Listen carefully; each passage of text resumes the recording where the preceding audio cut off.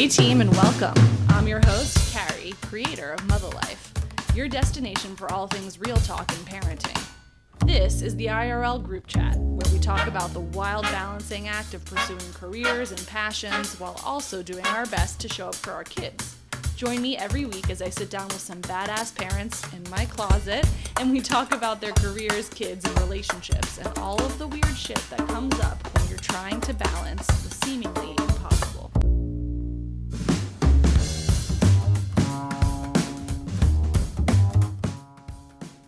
Today we have a real wonderkind on the pod, even if she doesn't quite see herself that way. Kit Steinkellner has been working in Hollywood as a writer for TV and film for a decade. Growing up in a house full of writers meant living her childhood on the sets of some of your favorite nostalgic TV binge shows. Cheers, anyone? Now that she's a mom, she and her husband are exposing their son early, almost religiously, to all of the magic on the screen, breeding the next generation of creative dreamer. This is for all the parents who didn't always know they wanted to be parents, but have discovered the joy in the chaos. Kit. Are we on? We're fucking on. Welcome to the closet. Oh, thank you for having me. It's a great closet. Really happy to have you. You're this creative soul who just can't help yourself. Like, even when you're giving gifts to kids on their birthdays, it's not just like some shitty plastic thing. You're giving like beautiful, perfectly illustrated stories. You just can't help yourself. Thank you. As I've told you, I am, for people that are familiar with LA, my first job in LA was at Book Soup, so it's once you get bit by the Book Soup bug, you never get unbit. I was looking at your bookshelf and we were having a Haruki Murakami conversation. It's just like, it's in the groundwater now. It's what it is. Yeah. But thank you. I'm glad you like the Yeah, books. you're just one of those people who oozes creativity, and so we have to get the story. You're obviously a working writer, which is a very hard thing to do, especially now in Hollywood. And it's just an interesting time to be balancing career and parenthood because of where we are in parenthood. Is it We've ever? got young kids. So let's start with your genesis to becoming the creative person you are today. Were you always a creative kid? How did you get into this career, being a writer? Look, it's interesting because this is a story you get asked to tell when you take Hollywood meetings. They call it the water bottle tour. Sometimes it's on Zoom now. The water bottle They call it tour? the water bottle tour, where essentially if a producer, an executive, or whoever likes your script, wants to meet you, it can be on Zoom sometimes now in a post-COVID world, but back in the day, you would go to Santa Monica, you'd go to the Valley, wherever the office was, you'd go, and they would give you a plastic water bottle, and they'd sit you on a couch, and they'd ask you what your life story is. How'd you become a writer? So I'll tell you. I gave you a glass of water, not a water bottle. It's better. It's much better. I always breathe a sigh of relief when it's like in a cup, because I also don't actually know how to drink out of a water bottle. Like a narrow mouth, like I stick the whole thing in my mouth, but you're not supposed to do that, and then it crinkles up and it creates suction and it's very awkward. No. The less plastic we can put on planet Earth, the better. It's already in our bloodstream. It's terrifying. How did I become creative? Okay, so when I was a kid, I say in the light way, but it's absolutely the truth. It's not a joke. I wasn't good at anything. I wasn't actively, aggressively. You're frowning, but it is the truth. I was not good at anything. I loved watching movies. I loved reading books, but I wasn't like a sports kid. I wasn't musically gifted. I will say I'm proud of myself. I tried. Like, I did my damnedest, but I was just not naturally talented. I wasn't even like a great student, but I just love watching movies, love reading books. And I got real lucky my sophomore year of high school. I had a theater.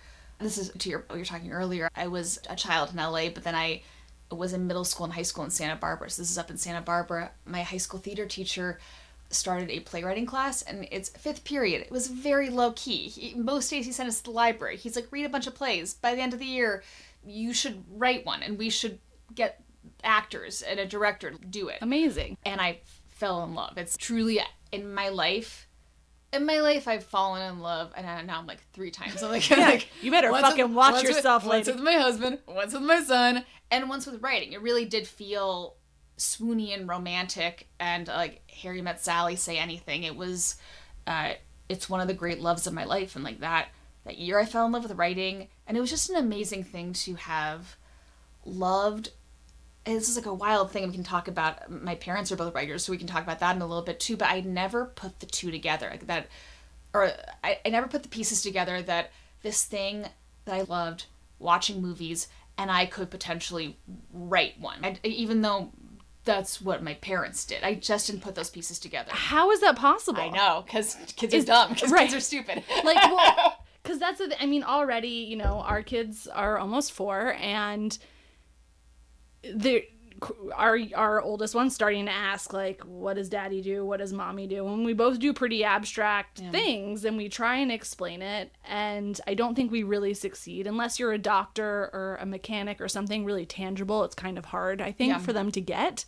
But you would think by the age you were in that class, the synapses would have fired. It's funny. It's, I don't think I've ever really dialed deep enough into this question until this very moment in time, but I think I put the two of them on a pedestal, and I did not put myself on that same pedestal. So interesting. My parents, I'm like, you go into award ceremonies, you're on the studio a lot. Like I put them on such a high pedestal, and I just didn't put myself on that pedestal until it was, again, it's like how some kids learn to swim. You literally like dump them into the deep end and learn to swim. I got put in this class, and I just realized that I was supposed to be in this water.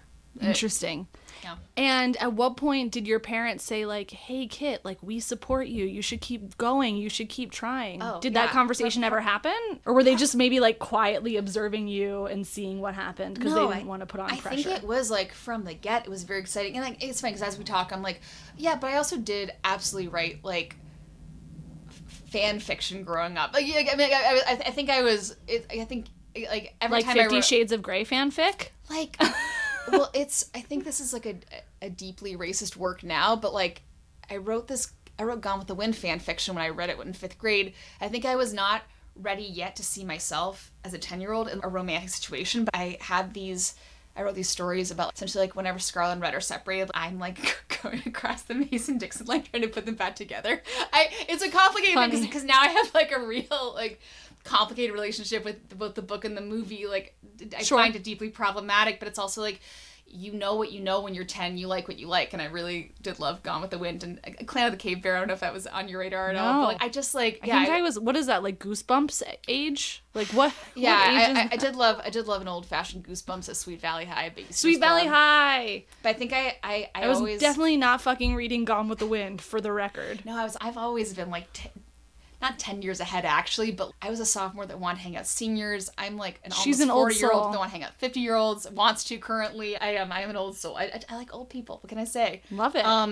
But anyway, so this class changed my life, and it was really cool at the time.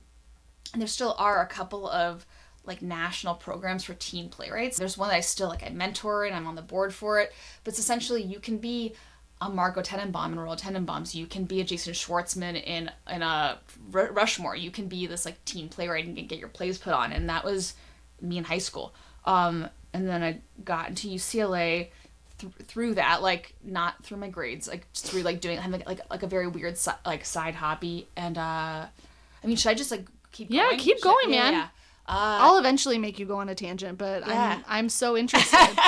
Yeah. So basically, I think I've had this like weird, interesting highs and lows. Like sometimes I'm like a wunderkind on top of the world, and then sometimes I'm like flat on my ass and nobody wants to hear from me. And I definitely had a wunderkindy high school, college space where I was like winning age appropriate contests, and then I became a capital A adult and was like, oh, I guess I'm gonna tutor and stuff for 10 years. And I did, and I also I worked in my 20s. I worked at Book Soup for a couple years. I worked at until I actually needed to, that was like college, and I actually needed to make money, and I had to like go somewhere where you could make money. I tutored a bunch, and then I also, this is like, I guess this is like 15 years ago, so this is back when you could write for websites for money. I think 3 people can do that now, but back in the day, like a lot of people could. Yeah, ChatGPT does that now. Yes. They do. I actually looked at like 1 or 2 of the old websites I work for, and it's like, it's creepy. It's like, it's AI copywriting now. But at the time, it was like a very Devil Wears Prada situation. I worked for like a women's website. It was called Hello Giggles May. Yeah. And I worked there for several years. I like went to my office downtown. Like it was like, The Bold Type was a show on ABC Freeform back when that existed, but it really felt like that. It felt like women like wearing their best outfits, like writing about glitter highlighter, or what. I actually how to take your outfit day to night. It was tricky, yeah. No, because it was like not to get too much in the weeds, but it definitely was a website that switched owners a couple of times when I was there and deteriorated. I think most people who worked there would agree there was some deterioration as a result. But I remember there was a real low point where I was the thing I had to write that hour, because usually write a thing an hour, was what Justin Bieber got a haircut, and I'm this is a low point, right. this is not, because I just felt this is not Gone with the Wind fanfic. No, it's not. And I mean, look, I think you could argue even that was art that was more worthy of conversation. Maybe it wasn't good art, but at least it was, we could have a conversation about it. It was a thought experiment. Yeah, there's stuff to talk about. Whereas when I was working for this one website in particular, but I worked for several and had 9 W-9s a year, I was I don't think I'm making a contribution. There was a moment where I was both freelancing for this website, but also for a lot less money, working with public school kids, through a government program, needed help learning to read. And I was okay, when I go out after work to work with these kids, I understand the contribution. This kid is better reading a month into working together. I see where me being on planet Earth helped planet Earth be better. But when I'm writing about celebrity haircuts, I'm I don't know what I don't think I'm even amusing anybody. This is just stuff. It's just filler. It's just it's capital C content and the most soul sucking version of it. And it was just interesting to have health insurance and be I guess be a capital P professional writer, but not feel good about it at all. Yeah. I think that's also the difference between, it's having a tool and deciding how you're going to wield it. You can have a pair of scissors and use that to cut off a tag on something, or you could have scissors and use it to cut out a pattern and make your own thing. Same scissors, different end result. Absolutely. So I definitely was having, in my late 20s, I didn't quite know what I was doing on planet Earth, but I was also really trying to be specifically a TV writer. Yeah. And what were your parents, were they, as you're sort of grinding and they're in this world? So at this point, your parents have not only been writers your whole life at this point, yeah. They're also a writing team. Yeah. So that's kind of unique as well, because they're doing everything together. And I mean, I'm sure they did have their own projects as well, but they do now. Yeah, but back then they were really working as a team, as a duo. As far as I can remember, everything was as a duo. Yeah. And so they're watching their daughter, and you're one of 3, right? Well, here's what's hilarious. My siblings were really from college on wonderkins. Fun fact about my family. It's funny because, my parents were impressive and continue to be. Both my siblings, within a year of graduating college, wait for it, had 2 book deals with major publishers. What? I know. They're both So you're the fuck up kid? Is that what you're trying to tell me? For my 20s, I was. Not anymore, but I don't think anyway. But no, for my 20s, I was I have what I consider fairly normal hustles and side hustles for someone trying to be a TV writer in their 20s, and both my siblings were Disney Hyperion, Simon and Schuster, coming out with books. And honestly, it was... Wait, where are you in the order? I'm the eldest. Nothing like a fuck up eldest. You know what? I love that. I was hardworking. Actually, I changed my brain. I had to. I was either going to implode with envy, or I had to really change my brain around on this But stuff. I actually think that the way that you went about it is very much a firstborn, if I am super interested in these archetypes of birth order and stuff, but in the sense that I feel the firstborn story often is they're scrapping it together. They're the first one putting the groundwork down. They're making the path that everybody else gets to walk through. Whether that's, fucking up and figuring out what the curfew is going to be for everybody else, or figuring out the professional ambition that other people follow. You were kind of laying the groundwork and also showing them that is something worth trying to pursue. So you gave, I think, the confidence for the other two to maybe hit out the gate in a different way. Oh, I think so. Look, and I would say certainly professionally, but also even romantically. When I was dating these duds, I think both my siblings were quietly watching and being don't do that when you're 16. Don't do that when you're 20. And I think that quiet judgment, which they're entitled to, it's their prerogative, killed me for a while. And then at a certain point, I was okay, if that, like, that's, again, you're entitled to your opinion.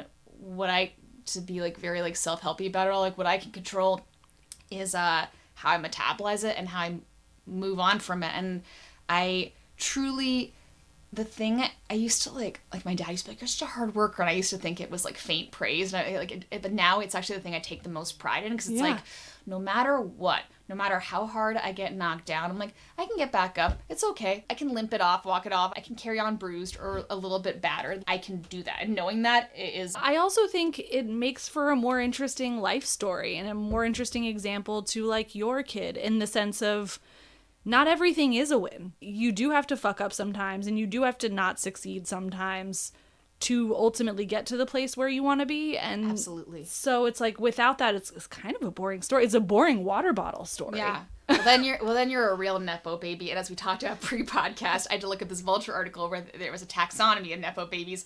I'm in fact you're an industry baby. I'm an industry baby, which means your parents aren't famous, but you have a connection here and there, and you certainly have a wealth of knowledge that you come into the industry with, that maybe someone that grew up with a veterinarian or a plumber for a parent doesn't come in with. I am an industry baby. She's an industry baby. She is. And the value of that is so legitimate in the sense of, with any career, but Hollywood is so confusing, and the way it works, and, like, the way meetings happen and how they happen, just as an observer and somebody who's married to somebody in the industry, it really doesn't work like any other industry. No. So that is really valuable insight. Did you ever have the take your kid to work moments where you got to go to set or, have those experiences? No, I went to preschool on a studio. Yeah. Incredible. Absolutely. Up until I was about 8. And then was that Cheers years or no? After? Cheers years would have been, that's such a good question. I was definitely a baby in that writer's room, and it would have been through, like, let's call it 0 through 5, I think, were Cheers years. And then there were a couple other... Because I would take Ted Danson as as an Uncle Teddy really any time if that was available to me. And a Woody Harrelson. Forget it. The two of them there are pictures. It's I take a lot of pride in it. And it's funny because when there are pictures? Okay, we'll have to revisit that. I will find... They did a Barbie episode where they have 10,000 Barbies in a closet this size. And I do have a picture of me and my childhood still best friend, or still very good friend. A best friend. Now I have more than one. Yeah, whatever. But it's the two of us and Woody Harrelson and 9 bajillion Barbies. I'll find it for you. That sounds... You can, if you use pictures in the notes, I'll need give that. I need give that it to you for the notes. I need that for the notes. Woody Harrelson, a bunch of Barbies. That's a dream. Yeah. That's a dream for almost 40-year-old me. Yeah. I'll take it. It's a dream for almost 40-year-old me too. Incredible. But yeah, look, scrapped my 20s, had some very impressive parents, had some wonderkin siblings, and then in the tip, as I was turning 30, I Under the Wire staffed on my first show and sold my first pilot, and that first pilot at the time was called Widow, became a show I created and ran for 2 seasons. Sorry for your loss, because Facebook used to do shows, and they gave us $60 million to do 2 seasons of the show. It was $30 million a season, so that's a lot. It's a lot. It's $3 million an episode, and we were like a half-hour drama, so it was enough to do what we needed to do. We had the money to tell the stories we wanted to tell. It was amazing. We can go back and pick up any misstitches regarding details on that, but yeah, it was just, it's one of the most amazing things that's happened to me. I just loved making that show, and I'm so proud of what we made. Now, that show is about grief and loss. Yeah. And was that precipitated by any personal experience, or how did you come up with that concept? Because it is like a deeply raw, beautiful sort of exploration of a really hard topic. Sure. So what I have said before, and I'll say it again here, is if my husband had died in this dimension, in the current reality we're living in, I would have written a Game of Thrones. Like, I don't think I could have written a strictly autobiographical show, gone through, like, a network telling you they hate episode 7, or an actor telling you, like, they don't believe their character. Like, I don't think, like, all things that, like, networks and actors and everyone involved are entitled to do. I don't know how people do it. Yeah. But I don't know how I would have handled it. But what I will say is that show for me is, it's like a funhouse mirror version of the truth. Like, even though I think an audience may look at it and be like, see all the distortions, I look at it and see my reflection for sure. But also, once you have a writer's room, all of a sudden all these writers are putting their reflections into the mirror and their DNA into the show. And then, of course, you have your actors are such a critical piece. And so I almost I started out with my truth, like a Russian nesting doll, and put another truth around it, another truth. And then Lizzie Olsen, who played the lead, put her truth around it. And so eventually you got a whole bunch of nesting dolls, and you can't see the part that's just totally unvarnished, unfiltered me, because I just don't know how to do that creatively, but I also don't know how to do that to myself personally. Yeah. It's not the creature that I am. No, I mean, it's a brutal, just watching my husband go through stuff where he's definitely put elements of his childhood or our relationship into something, and you do get notes back on it, or people will say, oh, that line's not very believable, and he's like, no, but my wife really did say that to me that day. And it's well, I can't help that I'm funnier than what most people can imagine. I can't help that. I'm so sorry for those execs. It's also not math. One person's I don't believe that is another person's oh my gosh, that just pierced my soul and I will never be the same. And also, by the way, someone could read something on a Monday and not get it, but if they'd read it 3 days later, it would have changed their life. You just don't know. There's so many revolving doors and weird variables that I'm always just hey, did my best in this moment. Whatever happens. We'll take the feedback gracefully, I hope. But I love this. So you knew your North Star, but it took you till about 30 to get there, right? Yeah, I mean, to the point of telling your truth on a paper, on 120 pieces of paper, hundreds of pieces of paper. Yes, I knew who I wanted to be, but I don't think I was being fully honest in my work. I think on some level I was but what do you guys want me to be? What do you want this to be? And that's still an important skill and muscle for a sustainable career, but and this is going to be a lifelong thing for me, I think shutting out the noise and just going down to the basement of yourself and be no, but what do I think? Yeah. Not what do I think you want me to think and how can I meet you in the middle of that, but genuinely it's how so do I hard. just put on my noise canceling headphones and ask myself what do I think, what do I want, and start there. And then once that's a script, then take feedback, course trade, whatever. Don't you think it has, for me, in a very different type of work, that's become easier as I've gotten older? Absolutely. I can't do there are fewer fucks to give. Yes, absolutely. The thing I'm talking about that I struggled with in my 20s, I actually can't really do it anymore. Well, this is a whole other thing, but there's when you're a film or TV writer, you get a lot of books and articles coming in the door for you, and every once in a while I'll engage, but for the most part I'm that's not my story. I just want to tell original stories. I want it to come from my brain and figure out from there. And also there's something about also working on, it's called IP, intellectual property. It's you're coming in as a writer and you're adapting the Elizabeth Holmes story into The Dropout, or you're coming in as a writer and taking, I don't know, Gone with the Wind the book and making Gone with the Wind the movie, whatever. But on some level, I think this is just the truth.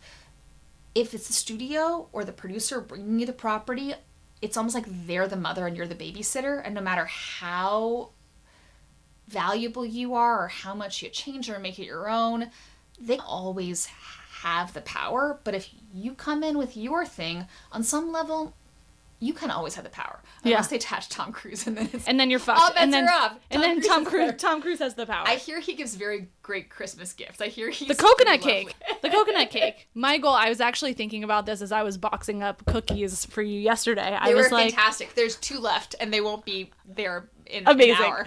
I was just thinking talk about manifesting. What if one day people are talking about the random shit I give in the box before a podcast as the Tom Cruise coconut cake? That's a North Star. We're talking about it right now. We're talking about it. We're manifesting it. My brown boxes that I write on with permanent marker. We're gonna get there, Tom. I'm coming for you. It's been, I can't remember the last time a physical object brought me as much joy as that box. It amazing. Was everything about it, from the to your point, the Sharpie on the top to the actual cookies themselves. I was cheeseball. I was so moved. I was like, yes. This is such a wonderful, and I'm not I'm usually I love this thing my child said. I love this movie I watched. I'm really I love this physical, tangible thing. But I love that box of cookies. Thank you very much for amazing. I'm so happy. For me, this whole experience of sharing, I am asking people to come here and tell me some real shit about them. And so afterwards, I feel like I've got to nourish them, or beforehand in some way, replenish what I took.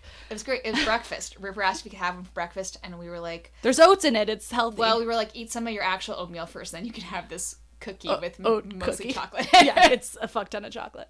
Okay, now going back to your story arc. Sure, yeah. When does your second love enter the picture? Oh, my guy? Have you ever wondered, wow, I would love for this podcaster to sell me something already? Well, you're in luck. Today I'm selling you on something highly exclusive, highly niche, highly Mutha. Just kidding, we're in the early stages over here, but if you've got a company or a cause you'd like to promote on the pod, get in touch. We're a good time. Yeah. Very early on, I'm working at Book Soup. I'm 19, I'm on the cusp of turning 20. I'll just tell a story. I was passing, every day on the way from my UCLA apartment, because I was taking classes at UCLA as well that summer, to Book Soup, I passed by this J-Date billboard. And I was like, shocker, I haven't met any boys in my theater program. It's gonna shock of the century. No one at AEPI has really given me a second glance. I just really had not found a guy. And this is, by the way, oh gosh, really dating myself. I think this is 2006 or 7. So early days of J-Date. Remember that Tinder isn't around until 2012. So we're in the mid-aughts. We're like OkCupid era. We are still everyone. If you even breathe a word about online dating, everyone says one of two things. They say, "Oh, you're 85 years old. Do you need a wheelchair?" And they say, "Oh, what's wrong with you? What's wrong? Well, you're gonna get killed." Like basically, right. like serial killers use it. But the reason I thought J-Date was okay is I was like, I feel like Jews don't kill people. I also feel like a serial killer is much more likely to stalk OkCupid or Match.com. Like, I felt like that'll be fine.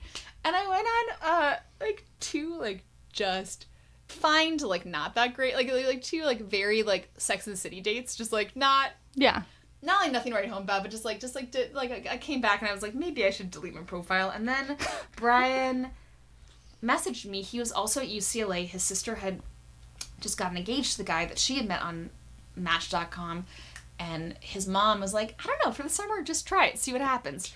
And I wish I could find this message, because it was so simple, no frills, but there was just something about it I really liked. Again, he wasn't trying that hard to be funny or smart, but there's just something there.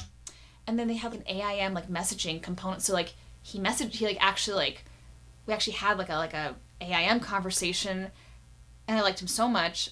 Got on the phone the next day, liked him so much, got in his car and went to Santa Monica the day after that. We had a great 19-year-old Santa Monica date where we went to CPK and walked on the beach for 3 hours. This is the second time CPK has come up in the course of me doing this podcast. It's just CPK is a formative part of our childhoods, whether or not we like it. It's there. It's still there. It was, and I also it's we were 19. Where else was he going to take me for lunch? Sure.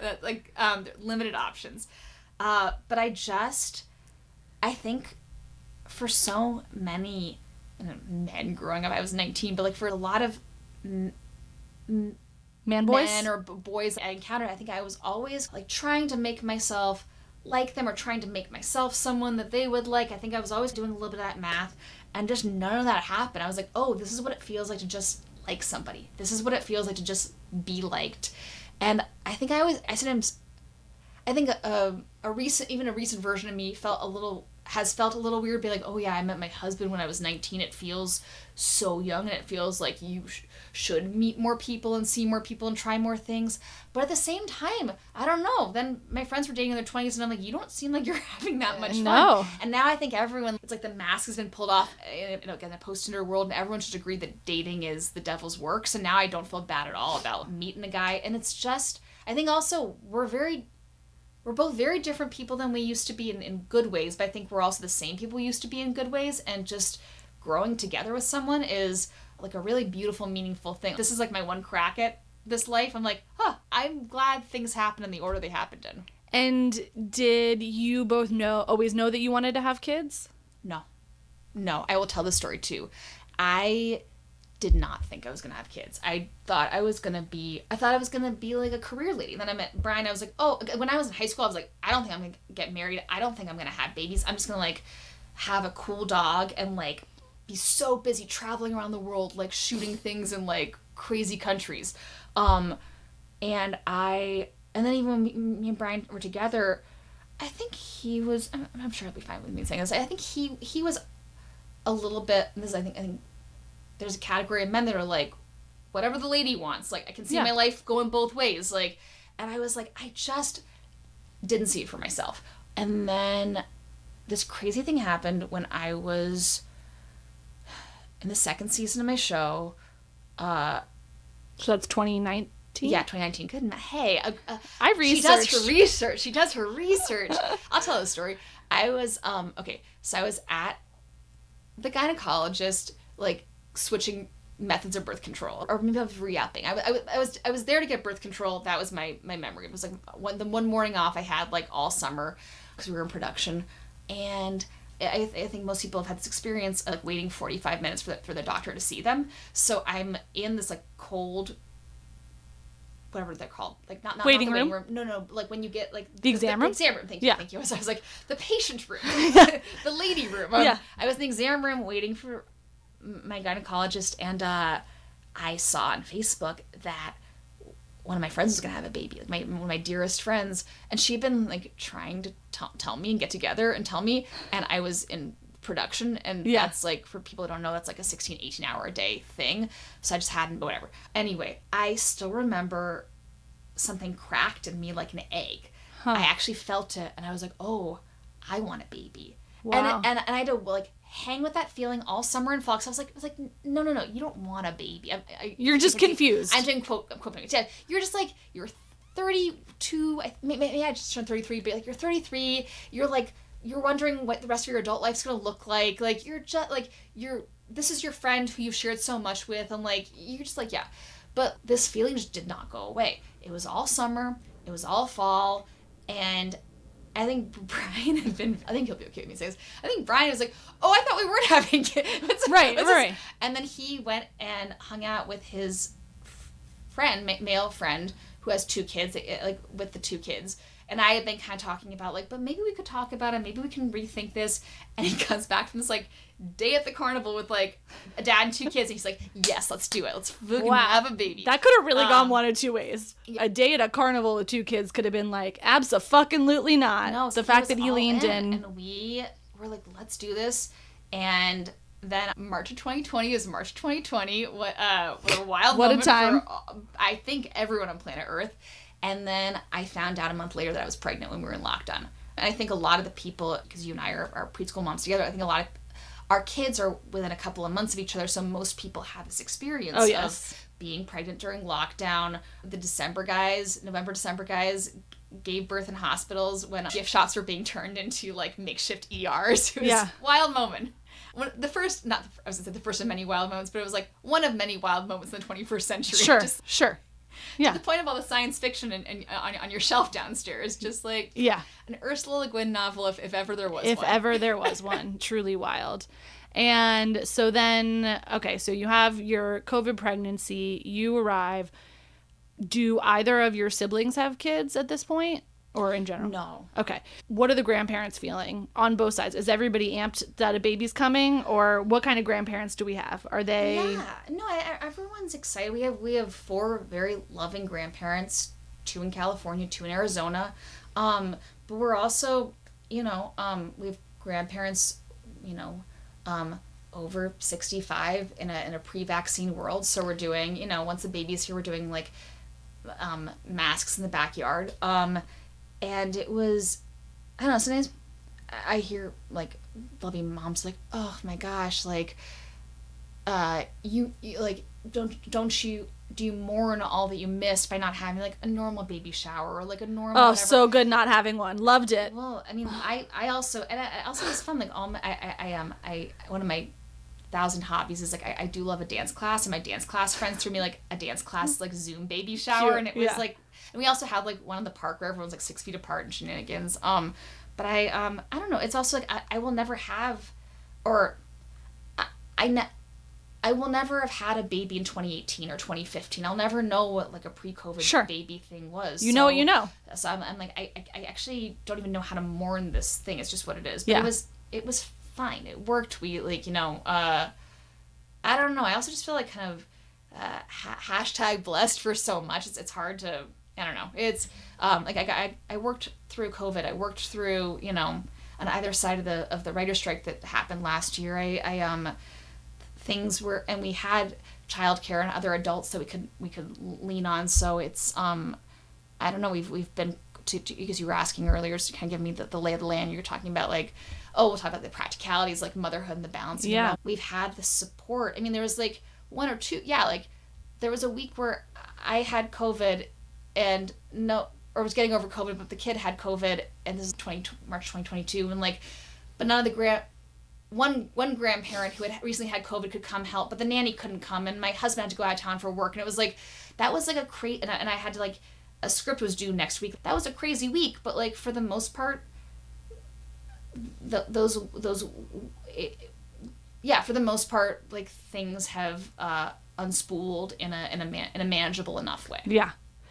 And or maybe I'm just a tough bitch now. Like, I think you are a tough bitch. I went to bed at 2 a.m. last night. I got up at like 7. I'm like, let's do this thing. Like it's like, whereas I think like a past version of me was like, this is gonna be a bad day. Like today, I'm like, it's Thursday. Welcome to it. You kind of don't. It's like, it's sort of a little bit like the Groundhog Day thing, where it's just like, no matter what the day before was, like you just have to reset and just keep putting one foot in front of the other. Look, a goldfish does expand to the size of its tank. At a certain point, there's just no more room, and like the goldfish just like breaks the tank. But I haven't gotten to that point yet. Like I'm still in the tank. I've become a bigger goldfish. And I think the kids kind of grow with us to sort of mitigate breaking the tank in a way. Yeah. So like little things like today, my son's not gonna probably ever listen to this, but certainly not anytime soon. Today he was like, I'm going to put myself on the potty for the first time. Like instead of me placing him on the fucking toilet, right?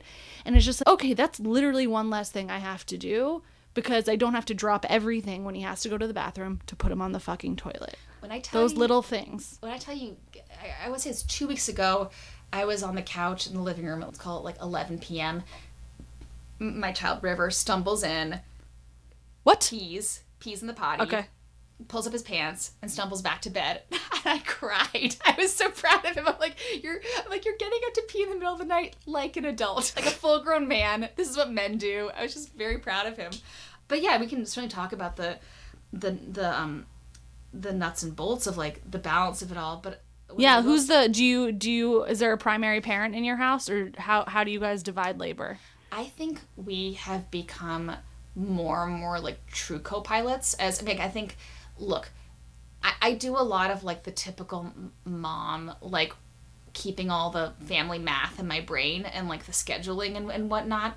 But I gotta say, it more and more it really feels, I don't think it's 50-50 every day, but I think it's 50-50 in the span of our parenting lives. Brian does so much. It's even cool in the morning when I'm packing a lunch, he's getting a kid dressed, and I'm like, hey, we're this like, we call ourselves like the pit crew in the morning. Like it really feels like, but even on the weekends, something we do, I don't know, Brian and I like both need our time. Like we need our time. I need to go see like a movie at the Americana brand. He needs to go play basketball. I need to go like play tennis with my buds. He needs to go like see a friend from Burning Man 10 years ago. Like we just like do our things. And so this is why you will almost never see us at a birthday party together, because we do shifts. Like we do like, call it like a 3 to 4 or 5 hour shift. I also understand that like a part of this is having like only one kid in the house. Sure. Like I want to call out my like only child privilege. Sure. It's a very real thing. But it's it really works for us, and it means that we both get to have weekends. And I think I would be 25 to 50% less happy if we weren't like really dividing things in shifts. What it means is, are Brian and I seeing to like a lot during the day?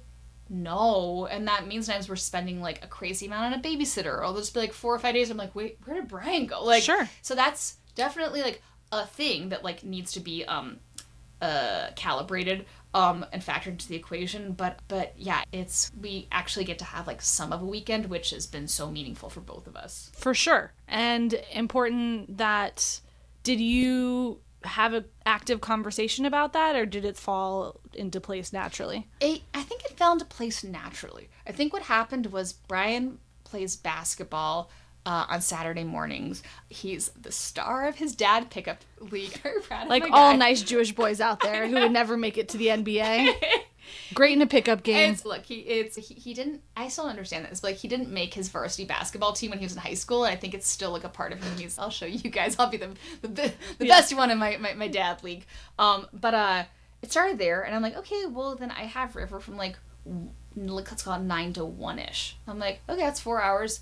Then I'll go do this thing from 1 to 5. And then we'll usually meet back in the evening and hang. But it doesn't always work out that way. But, like, it just kind of started. And then the same with Sundays. I'm like, I'll go to the farmer's market with him for a couple hours. And then you guys can go to Descanso Gardens for a couple hours. It just started naturally fitting into place. But it just ended up, by the end of the weekend, I'm like, oh, we both took care of this child. And we both got to do things that we want to do, like, outside child rearing, which really works for both of us. Huge. Yeah. Hugely important for filling your tank. Yeah. Now you have this kid who is really fully in personhood. Like he isn't becoming a person, he is a person. Yeah. Do you see things about him that make you reflect on your own childhood? Are you similar? Is he a different kid to how you were? What's that like? No, it's a great question. Yes to all the above. I think I've said this about myself, but I will also say about Brian, my husband, River, my son. I think we are both, all three of us, deeply serious and deeply silly. Really, like, we are the spectrum of those behaviors. And I think it's funny because I've joked about River being like a bit of a Mr. Darcy in a situation where he's not completely comfortable. He is definitely like arm's length, like in the corner watching. And I think to the point of seeing yourself in your kid, I both do remember that deeply, and also I think that's more tolerated in men than women. Like, I think I remember, like, around 7 or 8 being like, okay, I have to figure out how to, like, be a girl and, like, socialize and, like, make friends and, like, maintain friendships.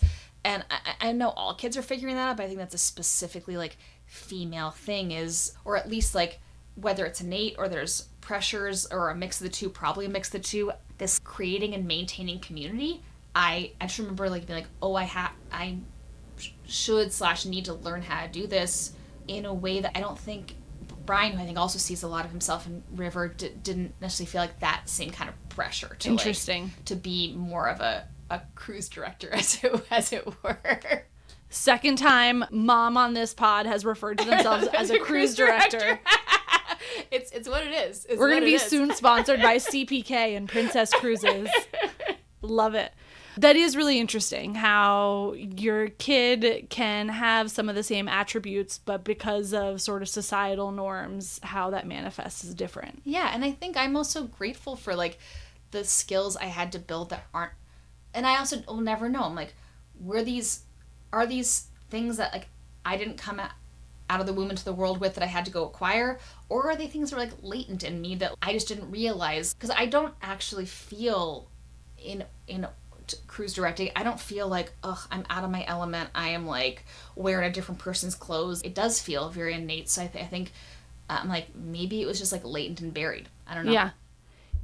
Is there any sort of, not necessarily at Brian, but do you feel any sort of resentment societally that you naturally have had to take on this role? I'm a masochist, so so you're just like, bring it on. Let's start there. Yeah, no, I very rarely resent the world for being too hard. I resent the world for being cruel and unfair, especially in a, like, macro geopolitical sense. Yeah, but I am the heroine of my own life, and I'm like, nope, got knocked down, gotta figure out a way to get back She's giving up. Main character energy. It's main character energy. She really is. I remember when I first saw that a meme featuring that, I was like, I am tagged in this photo and I do not like it. But but genuinely, like, I don't have to, it's not a trigger. Like, things being challenging or a hoop to jump through is not a trigger for me. I do on a sick level and enjoy things being very hard. What does, if anything, frustrate you about parenting? Because I have seen your kid kicking off about something like all of our kids do, and you are just cool as a cucumber. You're just like, hey, bud, like, we're not doing that right now. I hear you, man. Like, you don't want to do that right now. I get it. Like, no big deal. Like, I hear you. I see you, but we're not going to do that right now. And you're just, at least on the outside, fucking chill. Thanks. Does something ruffle your feathers, or are you just like an unending pool of chill? No, things definitely do. But to that point, I think I was reading Big Little Feelings, I think is what it was called. Yeah. Like, when I was pregnant, and I was like, this is how you're supposed to be a mom. And now I've heard there's like 9,000 ways to be a mom, but I think they got to me first, and I was like, all right, cool. And both my parents, who were so loving and fun and supportive and wonderful, had a fair amount of anxiety. I think you've talked about before how in your partnership one of you has less anxiety, one of you has more. Yep. That's your story to tell. 100%. Who is who? But what I will say, you guys can guess. I had a lot more, and I was like, to the point of like, what do you want? How do you want to be like your parents? How do you not want to be? I'm like, yeah, I want to be like my parents. Like, I want things to be fun. I want to be deeply loving and caring and supportive and nurturing, but I don't want to be worried, especially like in the moment. I am getting to. I'm answering. I will promise I will answer the totality of the question. Guys, the way Kit uses her hands, you cannot see it, but the gesticulating that is happening is just 10 out of 10. Like, press the heels of my hands into my eyeballs. It's so good. Very, very hard. It's so good. then I did some kind of like, my hands were birds for a second. Yeah. And then I did like a little like orchestra conducting. There's a lot of interpretive hand usage. It's making me rethink not having videos on the pod. We're going to have to go back to that. Oh no, this is my saving grace that we're only doing audio on this. We're talking about, being cool as a cucumber. I take the real long view. I really, first of all, I don't take it personally when he's upset, again, because Big Little Feelings told you not to. Me. They're like, it's not personal, it's developmentally appropriate, his brain's under construction. So I'm like, cool, my only job here is to be calm and to enforce the boundary and to offer a solution. So I follow that script. Hilariously, Brian and I were watching The Exorcist like last year. Can't wait to hear where this is going. You know exactly where it's going. It's a scene where her head is spinning around 360, but the two priests keep having to stick to the plan or recite Latin, and I'm like, parenting. Like, that's just what I'm doing. Is if he is barfing pea soup, if he is crawling up the stairs in a crab walk, no matter what demon has possessed him, I'm like, I just gotta stay chill. Oh, what triggers me? Actually, I will say, it's kind of the inverse of it. It's yeah, I stay cool, but I think sometimes I actually in the process I don't take it personally, but it's still hard, and so I can shut down. And so it's like, yeah, I'm being calm, I'm saying the script on some level. I've kind of disassociated and checked out a little bit, and that's also not great. Like, I think like it's maybe it's I saw the head tilt. So it's a coping mechanism, but I kind of think that's what you have to do. Yeah. I mean, that was a head tilt of like agreement, because if you internalize every time your kid is a big feeling, you're gonna be a fucking wreck all the time. Yeah. You're gonna just be fried all of the time. Yeah, I hear you. And to the point of it's a kid, not adult. Sometimes I think, God, if I was a therapist and my kid was like my client, they would be like, this therapist fucking sucks. They've checked out. And it's true. But I would say I definitely, there's gotta be multiple writers that have this experience or kind of live in this, like, look, like a part of being a writer, being creative can be like disassociating and like going mental and like kind of checking out of the world. And that's, it can be a helpful tool and can also be a bit of a hindrance. I think the stuff that like triggers me is when I feel like, oh, I am checking out, I'm going on autopilot, I'm like not getting in there with him. And I want to be very specific. It's, cause I agree. I don't believe in codependency. Like, I actually think it's really important to like not get upset every time they get upset. I remember my mom used to say, I'm just calling my mom out here. She used to say she could only be as happy as her unhappiest child. And I was like, that's codependency. Like, that's not... It comes from like a really nice place, but will just not end well for anybody. So I don't want that, but at the same time, I can definitely, when things get tough, I can emotionally check out in a way that I'm working on. But like, I think the guilt about that, guilt triggers me. For sure, like, oh, I didn't come through for you. Oh, I should be... And I thought I was not a Keeping Up with the Joneses parent, but then a friend of ours, their kid's like really into chess at the age of 4, and I'm like, oh, am I like doing, am I giving my kid enough enrichment? Is my kid supposed to be like a grandmaster? A grandmaster, or like in an amazing fill in the blank, and am I just, or like, am I giving you, yeah. So I'd say what's triggering for me for sure is guilt of, at the end of the day, I'm like, did I do enough for you? Did I give you what you needed?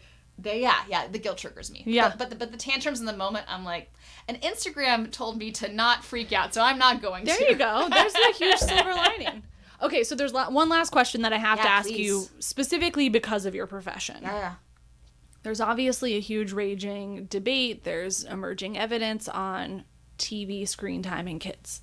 Where do you, as a professional entertainer and somebody who creates things for people to consume, where do you land on that in your house on screen time? And there is no right answer here. We love screen time in this house. Yeah. We have parameters around it. But I'm just curious, how do you think about it as somebody who makes this stuff? Yeah, it's interesting because I almost think of it more from the perspective as someone that loves this stuff rather than someone that makes this stuff. Yeah. Because I do make this stuff, but I'm not, any given show or movie I make, a feature like whatever, any given screen time I make is never going to be for everybody, you know? So yeah. I'm kind of like, oh, it's just my job to like do my best, put out in the world, whatever happens. But in terms of someone that loves this stuff, like, yeah, how could I begrudge my kid watching a show when I love to watch things? For me, it is, moderation is the watchword. It's hilarious. I've talked to a couple of Hollywood moms about this, where it's your kid just wants to watch like the CGI Mickey Nightmares they put on Disney Plus now. Sure. And you're like, as a mom, you're like, you're gonna watch Pinocchio. You're gonna watch Wall-E. It's like this kind of like the power struggle not being screen time versus not screen time. It's like what are you gonna watch? It's like you're gonna watch Miyazaki. Like you're gonna like the actual power struggle is much more of what you're gonna watch, and to the point of like this like capital A art that makes me as I as a mom also want to watch with you and be in the same room with you sure. but also that makes me feel like, oh, this is enriching versus like this just feels like, to your point about birthday presents, it just feels like plastic that's going to go in the ocean, which is how I feel about Mickey Mouse Funhouse and Mickey Mouse Clubhouse. Sure. But he loves it. Loves it. And I remember being a kid and feeling like my parents thought what I liked was dumb, and that felt so bad. And even though it was not their intention, of course, like again, like my parents were like loving, fun, wonderful. Like it wasn't even a sentence or a thing they said or like a speech they gave. It was just like a look that felt so bad. And so I'm like, you actually do get to watch what you want to watch. And we got like, you know, like he knows like it's usually an episode a day. If mom has to blow dry her hair or like cook dinner or whatever, it's 2. But so it's like it's a minimum. And we also he and I go see movies a lot. Like one of the 5,000 cool things about LA is they do play a lot of revivals around town. So we've seen so many things on the big screen. And I don't know. I think I also just feel like there's so many parts to it. It's like yeah, like I want to certainly keep the amount of like CGI just like crap. It just feels like a hellscape. It just like it feels like I really dislike it, but I also need to just like, you know, what I want the lesson in the long run to be is like, yeah, it's moderation, but also like I want him to be able to trust his gut. He gets to like what he likes. I don't want him to feel like there's like his gut is not to be trusted or there's something faulty in his taste, because there's not. But also at the same time, it's like we do a lot in our. I mean, yeah, like if he really wants something, really loves something, like we make room for that. But there's also we try to do a lot of but it's you and me time. What do we both want to do together? It's you and your dad time. Right. Like, the idea is that he doesn't see me and his dad being martyrs. Like, oh, right. Like we hate this thing, but we're doing it for you. Because again, I keep thinking like whatever we do is what he's going to learn how to do. So what he learns how to do is, okay, this thing is fun for me and mom, so we do this thing together. This thing's fun for me, but not so much for mom or dad. So like I do this sometimes, but like we're also constantly... He's part of a team. Yeah, exactly. It's teamwork. We're constantly collaborating on how the morning's going to go, how the day's going to go in a way that like everybody feels good about. And it's funny, even saying stuff out loud, I feel it's like twinge of like, oh, is this an okay way to be a mom? Like, but it's also, I really do believe it's how every other positive relationship in my life is just a constant back and forth negotiating. And so I'm like, that's what we do here as well. Yeah. And he just like gets to watch stuff. Like, yeah, thank God for that. This has been so interesting and so much fun. My joy. And I can't wait to see your projects that are developing now and in the world. And I'm just really excited to get to know your little dude as he becomes more and more of a person, because he's a cool little kid. The feeling is very mutual. I'm always so happy when we get to spend some time together. You're one of the few people that my husband and I fight over talking to. That makes me so happy. It's like, oh, well, you already talked to Kit at this thing. Like, it's my turn to talk to her. It's a little surprising because that's so nice to hear. I love talking to your husband, Crosby. I have very strong opinions about Hollywood, and I can't be filtered. So, like, we love a strong opinion. We love a strong opinion. But this has been so great. Can't wait to have you back in the closet. Thank you. It's a great fucking closet. Thank you so much. You can bleep out whatever you need to bleep out. We don't bleep here. Yes. Thanks, Kit. This was great. Thank you. Thanks for listening. Be sure to tune in next week for another chat in the closet. In the meantime, follow along on Instagram at mutha.life for our regular recipes, rants, and riots. And check out our website, www.mutha.life. This podcast was produced by Mutha Life, music by Ronan Landa. See you next time.